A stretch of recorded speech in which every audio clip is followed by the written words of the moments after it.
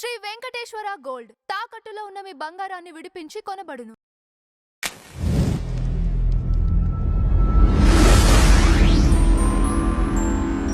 రీసెంట్‌గా 300 కోట్లు పైగా వసూళ్లు సాధించాము అని చెప్పుకొని సక్సెస్ మీట్ చేసుకున్నటువంటి సినిమా మనశంకర వరప్రసాద్ గారు. అండ్ ఆ ఫంక్షన్ చేసుకున్న తర్వాత చాలామంది అడుగుతారు కదా! మరి నెక్స్ట్ ఏంటి? సో, మెగాస్టార్ చిరంజీవి గారి సినిమా 158 ఏంటి? 157 ఏంటి? 6 ఏంటి? 160 ఏంటి? 170 ఏంటి? అని అందరికీ ఒక క్యూరియాసిటీ అయితే ఉంటది. వీళ్ళు కూడా అంతే హ్యాపీగా అనౌన్స్‌మెంట్లు అవి చేస్తా ఉంటారు. సో, మెగాస్టార్ సినిమా 158 అనేది బాబీ కొల్లి డైరెక్టర్‌లో ఉంటదేమో అని చెప్పేసి ఒక న్యూసు. తెలీదు. బాబీ కొల్లి అంటే 'వాల్తెరు వీరయ్యలో' ఆల్రెడీ వీళ్ళ combination super hit. In case ఒకవేళ ఆయనకు ఉంటే ఏ ప్రొడక్షన్ మీద వస్తుంది అని అందరూ ఎదురు చూడడం. కేవీఎన్ ప్రొడక్షన్స్ నుంచి ఆ సినిమా వస్తుందని తెలిసింది. మరి దాంట్లో కంగారు ఎందుకు, అయోమయం ఎందుకు, గందరగోళం ఎందుకు అంటే అదే కేవీఎన్ ప్రొడక్షన్స్ ప్రెజెంట్ 'టాక్సిక్' అనే సినిమా నిర్మిస్తూ ఉంది.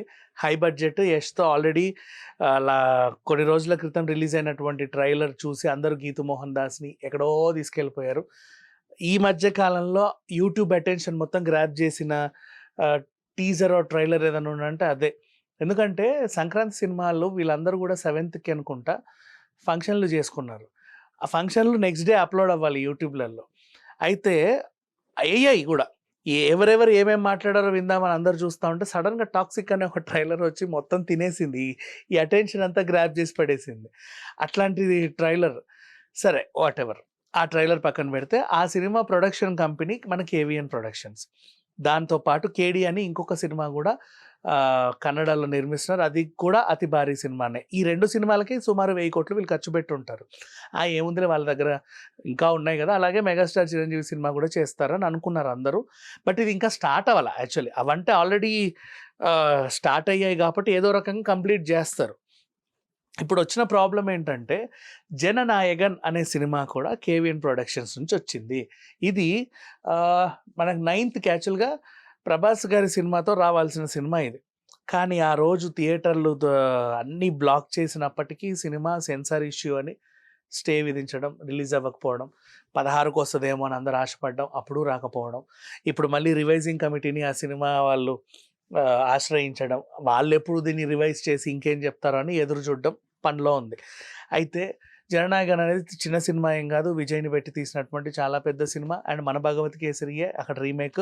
ఆల్రెడీ 'భగవత్ కేసరి'కే ఎంతో కోట్లు బడ్జెట్ పెట్టారు కాబట్టి ఇక్కడ కూడా అదే రేంజ్‌లో ఉంటది. అండ్ 'భగవత్ కేసరి' ఏంటి రిటైర్మెంట్ అయిపోయిన ఖైదీ స్టోరీ. బట్ ఇక్కడ ఖైదీ రిటైర్ అవ్వలా. లాస్ట్ క్లైమాక్స్‌లో ఆయన మళ్ళీ తిరిగి నేను పాలిటిక్స్‌కి వెళ్తాను అనేది ఎక్కడో చెప్పి ముగించాడు.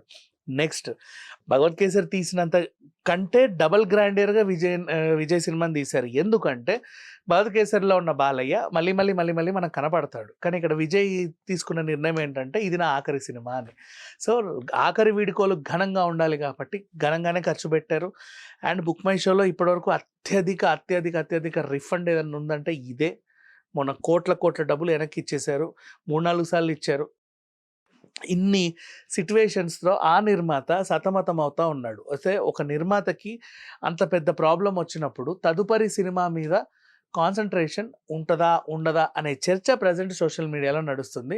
అందుకని చెప్పేసి ఆ తదుపరి చిత్రం అనేది చిరంజీవి గారి 158 ఉండడం వల్ల 158 159 ఫిగర్ నాకు పర్ఫెక్ట్‌గా తెలీదు. ఉండడం వల్ల ఆ సినిమా ఉంటదా? ఉండదా? లేకపోతే ఈ ప్రొడ్యూసర్ మారి ఆ సినిమాని అదే డైరెక్టర్, అదే హీరోతో ఇంకో ప్రొడ్యూసర్‌తో చేస్తారా? ఇట్లాంటి కాలిక్యులేషన్స్ ఉన్నాయి. మరి వీలైనంత తొందరగా ఇది సెట్స్ మీదకి వెళ్తే మళ్ళీ మాట్లాడుకుందాం.